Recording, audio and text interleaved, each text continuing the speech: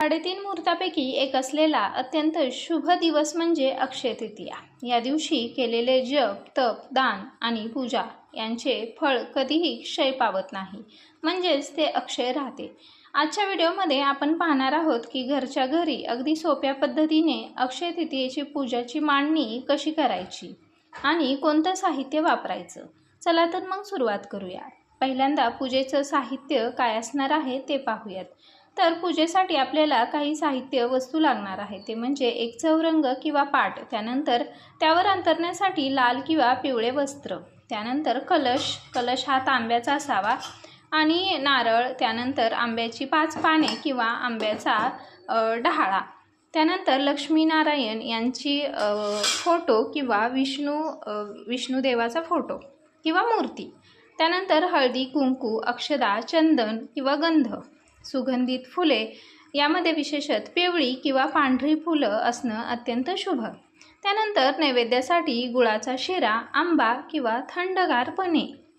सर्वात महत्त्वाचे म्हणजे मातीचे छोटे माठ, ज्याला की आपण कुंभ म्हणतो, जे आपण दान करणार आहोत।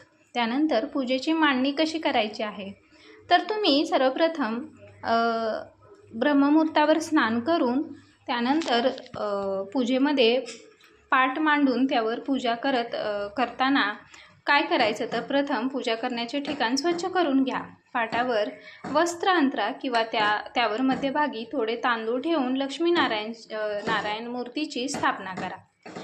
त्यानंतर कलश स्थापना, पाटाच्या उजव्या बाजूला तांदळाची रास करून त्यावर कलश ठेवा। कलशामध्ये पाणी, नाणे, सुपारी आणि अक्षता टाका।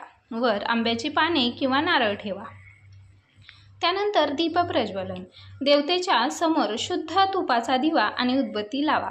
त्यानंतर लक्षात ठेवा, देवघराच्या किंवा देवाच्या नेहमी उजव्या बाजूला, म्हणजे देवाच्या उजव्या बाजूला दिवा लावायचा असतो। त्यानंतर अभिषेक आणि पूजन, मूर्तीला किंवा फोटोला चंदनाचा टिळा लावा, फुले अर्पण करा, विष्णुदेवाचे स्वरूप मानून तुळशीपत्र आवर्जून अर्पण करा।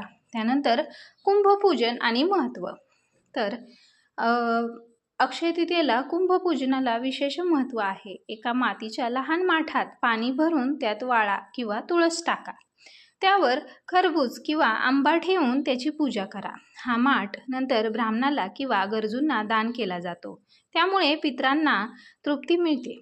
त्यानंतर नैवेद्य आणि आरती कशी करायची, तर नैवेद्य दाखवताना आणि आरती करताना आधी देवाला नैवेद्य अर्पण करा। अक्षय तृतीयेला उन्हाळा असल्यामुळे देवाला थंड पदार्थ जसे की कैरीचे पन्हे, आंबा, दही, भात नैवेद्य हे दाखवणं उत्तम मानलं जातं।